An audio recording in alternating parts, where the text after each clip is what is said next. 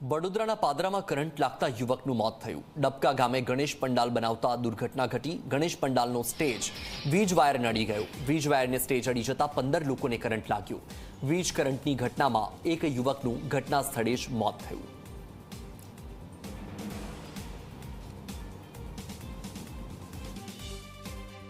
ગઈકાલે રાત્રે 11:30ની આજુબાજુમાં 3 તારીખે ગણેશ પંડાલના યુવક દ્વારા પંડાલનું કામગીરી કરવામાં આવેલી હતી।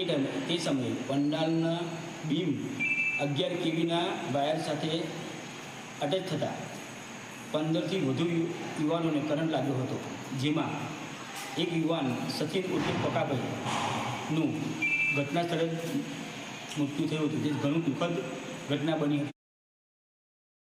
પાદરા તાલુકાના ડબકા ગામે ગણેશ પંડાલ બનાવતી વખતે છે તે ગોઝારી ઘટના બનવા પામી હતી, જેમાં 15 લોકો છે તેઓને વીજ કરંટ લાગતા તેઓ ઈજાગ્રસ્ત થવા પામ્યા હતા, જે પૈકી એક વ્યક્તિ છે તેનું ઘટના સ્થળ પર મોત નીપજ્યું હતું।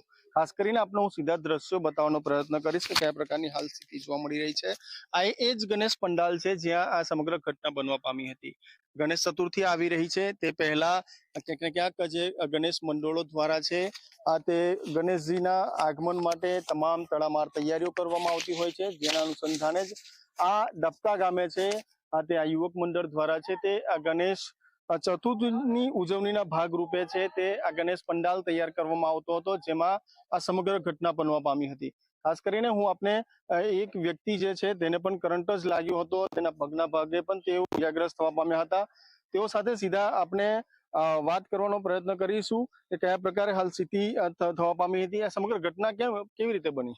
રાત્રે ઓલરેડી અમને કીધેલું જ છે કે ભાઈ તમારા થોંભલા ને બધું તમે જોવો, અત્યારે બધા થોંભલા તો તૂટી ગયેલા જ છે, એ બધા સર્વિસ જેવી બધી લબડેલી જ છે અને રજૂઆત તો કેટલી વાર નોટિસ આપેલી છે અને બધું જ પાણીનો નિકાલ ના થાય, પાણીનું તળાવ ઉભરાવાથી બધું પાણીનું લેવલ હતું, એના લીધે કાદો કિચડથી એમે શોર્ટ સર્કિટ થઈ જાય છે ઉપરથી।